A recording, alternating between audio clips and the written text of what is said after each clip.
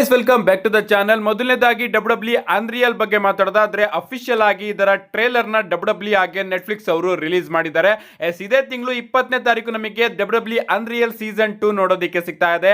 ಇದರಲ್ಲಿ 5 ಎಪಿಸೋಡ್ಸ್ ಗಳು ನಮಗೆ ನೋಡೋದಕ್ಕೆ ಸಿಗುತ್ತೆ. ಅಂಡ್ ಮೊದಲ ಟ್ರೇಲರ್ ಬಗ್ಗೆ ಮಾತಾಡೋದಾದ್ರೆ ಸ್ಟಾರ್ಟಿಂಗು ನಮ್ಮ ಪಾಲಿಮಿನ್ ಅವರು ಓಪನ್ ಆಗಿ ಹೇಳ್ತಾರೆ, ನಿಜವಾಗ್ಲೂ ಇದು ನನಗೆ ಚೂರು ಕೂಡ ಇಷ್ಟ ಇಲ್ಲ. ಯಾಕಂದ್ರೆ ಎಲ್ಲದನ್ನು ಕೂಡ ಓಪನ್ ಅಪ್ ಆಗಿ ಹೇಳೋದು ನನಗಂತೂ ಇಷ್ಟ ಇಲ್ಲ. ಯಾಕಂದ್ರೆ ನಾನು ಈ ರೀತಿ ನೋಡ್ಕೊಂಡು ಬೆಳೆದವನೇ ಅಲ್ಲ.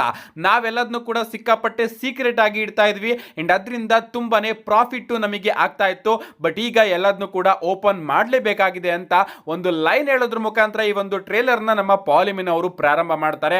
ಅಷ್ಟೇ ಅಲ್ಲ, ಇದರಲ್ಲಿ ನಮ್ಮ ಸತ್ ಫ್ರೀಕಿನ್ ರಾಲೆನ್ಸ್ ಅವರ ಇಂಜುರಿನ ಯಾವ ರೀತಿ ಫೇಕ್ ಮಾಡಲಾಗಿತ್ತು, ಯಾವ ರೀತಿ ನಮ್ಮ ಬೆಕ್ಕಿ ಲಿಂಚ್ ಅವರೆಲ್ಲರೂ ಕೂಡ ತನ್ನ ಫ್ಯಾಮಿಲಿ ಹಾಗೆ ಫ್ರೆಂಡ್ಸ್ ಗಳ ನಡುವೆ ಕೂಡ ಈ ಒಂದು ವಿಚಾರಣ ಮುಚ್ಚಿಡಬೇಕಾಗಿತ್ತು, ಯಾವ ರೀತಿ ಸೆತ್ ರಾಲೆನ್ಸ್ ಅವರ ಮಗಳು ಸೆತ್ ರಾಲೆನ್ಸ್ ಅವರಿಗೆ ಅಪ್ಪ ಅಪ್ಪ ನೀನ್ ಚೆನ್ನಾಗಿದೆಯಾ ಅಂತ ನಾನು ಎಲ್ಲರಿಗೂ ಕೂಡ ಹೇಳ್ಕೊಂಡು ಬರಲ್ಲ ಅಂತ ಎದುರಿಸ್ತಾ ಇದ್ಲು, ಅದನ್ನೆಲ್ಲದನ್ನು ಕೂಡ ಕವರ್ ಮಾಡಿರ್ತಾರೆ.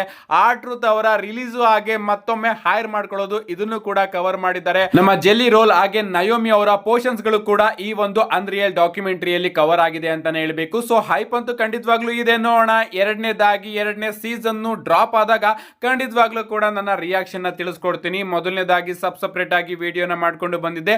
ಅಂಡ್ ಸೇಮ್ ಪ್ರೋಸೆಸ್ ಈಗ ಅನ್ರಿಯಲ್ ಸೀಸನ್ 2 ಅಲ್ಲೂ ಕೂಡ ರಿಪೀಟ್ ಆಗುತ್ತೆ. ಟ್ರೇಲರ್ ಕೂಡ ಪರವಾಗಿಲ್ಲ ಅಂತ ಅನ್ನಿಸ್ತು.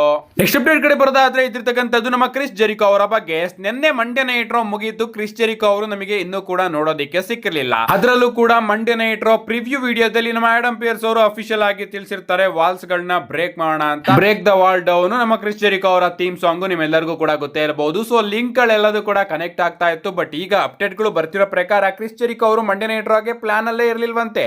ಲಿಟರಲಿ ನಮ್ಮ ಆಡಮ್ ಪಿಯರ್ಸ್ ಅವರು ಆ ಒಂದು ಲೈನ್ ನ ಹೇಳಿದ್ದು ಸ್ಟ್ರೇಂಜರ್ ಥಿಂಗ್ಸ್ ಗಳ ಜೊತೆ ಕೊಲಾಬ್ ಮಾಡ್ತಾ ಇದ್ರಲ್ಲ ಆ ಒಂದು ವಿಚಾರಕ್ಕೆ ಅಂತೆ.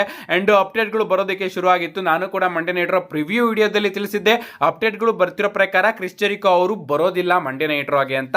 ಬಟ್ ನಮ್ಮ ಆಡಮ್ ಪಿಯರ್ಸ್ ಅವರು ಅವರೇ ಟೀಸ್ ಮಾಡ್ತಾ ಇದ್ದಾರೆ ಅಂತ. ಏನೇ ಆಗ್ಲಿ, ಮಂಡ್ಯ ನೈಟ್ ರೋ ನಮ್ಮ ಕ್ರಿಸ್ ಜೆರಿಕೋ ಅವರು ನೋಡೋದಕ್ಕೆ ಸಿಗಲಿಲ್ಲ. ಬಟ್ ಆದಷ್ಟು ಬೇಗ ಅವರ ರಿಟರ್ನ್ ನಮಗೆ ನೋಡೋದಕ್ಕೆ ಸಿಗುತ್ತೆ. And royal rumble perfect place ಅಂತ ಅನ್ಕೋತೀನಿ ನಮ್ಮ ಕ್ರಿಸ್ ಜೆರಿಕೋ ಅವರ ಇನ್ ರಿಂಗ್ ರಿಟರ್ನ್ ಗೆ. ನೆಕ್ಸ್ಟ್ ಅಪ್ಡೇಟ್ ಕಡೆ ಬರೋದಾದ್ರೆ ಇದ್ದಿರ್ತಕ್ಕಂಥದ್ದು Monday night raw theme song ಬಗ್ಗೆ. Monday night raw theme song ಕೂಡ ಚೇಂಜ್ ಆಗಿದೆ ಅಂತಾನೆ ಹೇಳ್ಬೇಕು.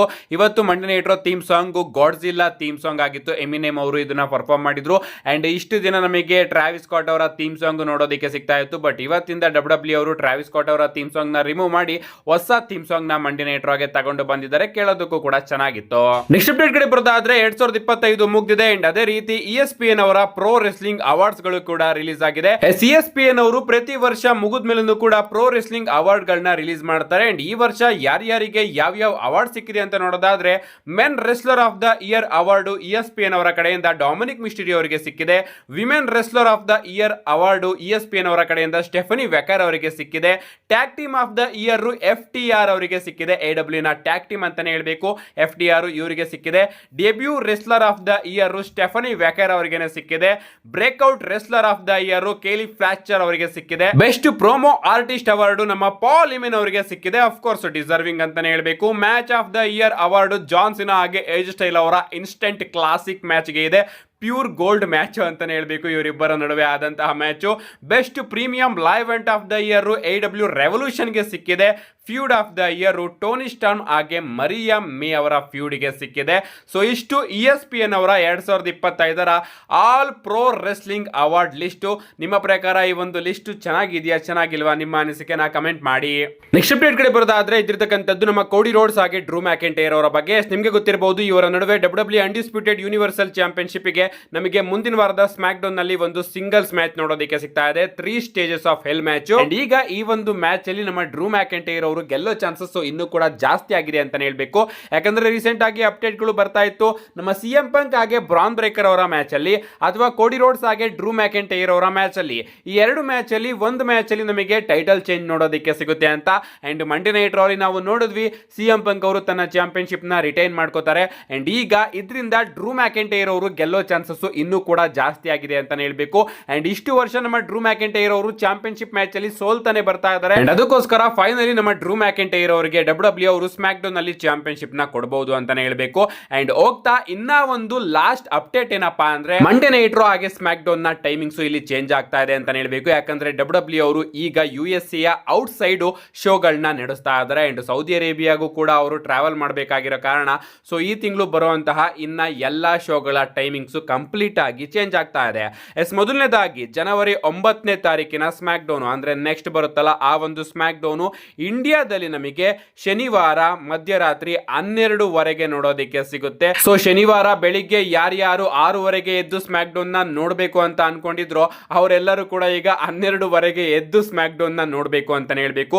ಯಾಕಂದ್ರೆ ಸ್ಮ್ಯಾಕ್ ಡೌನ್ ಈಗ ಜರ್ಮನಿಯಲ್ಲಿ ಆಗ್ತಾ ಇದೆ. ಅಷ್ಟೇ ಅಲ್ಲ, ಅದಾದ್ಮೇಲೆ ಬರುವಂತಹ ಸ್ಮ್ಯಾಕ್ ಡೌನ್ ಅಂದ್ರೆ ಜನವರಿ 17ನೇ ತಾರೀಕಿನ ಸ್ಮ್ಯಾಕ್ ಡೌನ್ ನ ಟೈಮಿಂಗ್ಸ್ ಕೂಡ ಚೇಂಜ್ ಆಗಿದೆ. ಈ ಒಂದು ಸ್ಮ್ಯಾಕ್ ಡೌನ್ ನಮಗೆ ಜನವರಿ 17ನೇ ತಾರೀಕು ಮಧ್ಯರಾತ್ರಿ 1:00 ನೋಡೋದಕ್ಕೆ ಸಿಗುತ್ತೆ. ಸೊ ನೆಕ್ಸ್ಟ್ ಸ್ಮ್ಯಾಕ್ ಡೌನ್ ಜನವರಿ 9ನೇ ತಾರೀಕು ಮಧ್ಯರಾತ್ರಿ 12:00 ನೋಡೋದಕ್ಕೆ ಸಿಕ್ಕಿದ್ರೆ ಅದಾದ್ಮೇಲೆ ಬರುವಂತಹ ಸ್ಮ್ಯಾಕ್ ಡೌನ್ ಜನವರಿ 17ನೇ ತಾರೀಕು ಮಧ್ಯರಾತ್ರಿ 1:00 ನೋಡೋದಕ್ಕೆ ಸಿಗುತ್ತೆ. ಈಗ ನಾವು ಮಂಡೇ ನೈಟ್ ರಾ ಬಗ್ಗೆ ಮಾತಾಡೋದಾದ್ರೆ ನೆಕ್ಸ್ಟ್ ಬರುವಂತಹ ಮಂಡೇ ನೈಟ್ ರಾ ನಮಗೆ ಜನವರಿ 13ನೇ ತಾರೀಕು ಮಧ್ಯರಾತ್ರಿ 12:00 ನೋಡೋದಕ್ಕೆ ಸಿಕ್ಕಿದ್ರೆ ಅದಾದ್ಮೇಲೆ ಬರುವಂತಹ ಮಂಡೇ ನೈಟ್ ರಾ ಜನವರಿ 20ನೇ ತಾರೀಕು ಮಧ್ಯರಾತ್ರಿ 1:00 ನೋಡೋದಕ್ಕೆ ಸಿಗುತ್ತೆ. ಸೊ 4 ಶೋ ಅಲ್ಲಿ 2 ಮಂಡೇ ನೈಟ್ ರಾ ಹಾಗೆ 2 ಸ್ಮ್ಯಾಕ್ ಡೌನ್ ಕೂಡ 12:30 ಹಾಗೆ 1:00 ಪ್ರಸಾರ ಆಗ್ತಾ ಇದೆ ಅಂತಾನೆ ಹೇಳ್ಬೇಕು. ಸೊ ಮಧ್ಯರಾತ್ರಿ ನಾವು ಎದ್ದು ಈ ಶೋಗಳನ್ನ ಎಂಜಾಯ್ ಮಾಡಬಹುದು. ಅಂಡ್ ರಾಯಲ್ ರಂಬಲ್ ಕೂಡ ಮಧ್ಯರಾತ್ರಿನೇ ನೋಡೋದಕ್ಕೆ ಸಿಗುತ್ತೆ. ಏನೇ ಆಗ್ಲಿ ನನಗಂತೂ ಸಿಕ್ಕಾಪಟ್ಟೆ ಖುಷಿ ಆಗುತ್ತೆ. ಯಾಕಂದ್ರೆ ಮಧ್ಯರಾತ್ರಿ ಆರಾಮಾಗಿ ನೋಡಿ ಬೇಗ ವಿಡಿಯೋನ ಅಪ್ಲೋಡ್ ಮಾಡಬಹುದು. ಕೆಲಸದ ಬಗ್ಗೆ ಟೆನ್ಷನ್ ಕೂಡ ಇರೋದಿಲ್ಲ, ಅಷ್ಟೊತ್ತಿಗೆ ವಿಡಿಯೋನೇ ರೆಡಿ ಆಗಿರುತ್ತೆ. ನನಗಂತೂ ಈ ರೀತಿ ಮಧ್ಯರಾತ್ರಿ ಶೋ ಬಂದ್ರೆ ಸಿಕ್ಕಾಪಟ್ಟೆ ಖುಷಿ ಆಗುತ್ತೆ.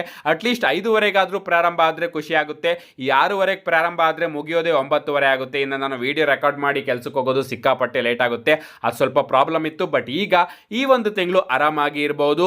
ಸೊ ಮತ್ತೊಮ್ಮೆ ಹೇಳ್ತಾ ಇದ್ದೀನಿ, ಇನ್ ಬರುವಂತಹ 4 ಶೋಗಳು 2 ಮಂಡೇ ನೈಟ್ ರಾ ಹಾಗೆ 2 ಸ್ಮ್ಯಾಕ್ ಡೌನ್ 12:30 ಹಾಗೆ 1:00 ಪ್ರಾರಂಭ ಆಗ್ತಾ ಇದೆ ಮಧ್ಯರಾತ್ರಿ. ಯಾರು ಕೂಡ ಮಿಸ್ ಮಾಡ್ಕೋಬೇಡಿ. ಮಿಸ್ ಮಾಡ್ಕೊಂಡ್ರು ಕೂಡ ಅಫ್ಕೋರ್ಸ್ ನನ್ನ ಚಾನಲ್ ಅಲ್ಲಿ ವಿಡಿಯೋಸ್ಗಳು ಬರ್ತಾ ಇರುತ್ತೆ. ಅದಕ್ಕೋಸ್ಕರ ಚಾನಲ್ನ ಸಬ್ಸ್ಕ್ರೈಬ್ ಮಾಡ್ಕೊಳ್ಳಿ ಅಂತ ಹೇಳ್ತಾ see you guys in my next video.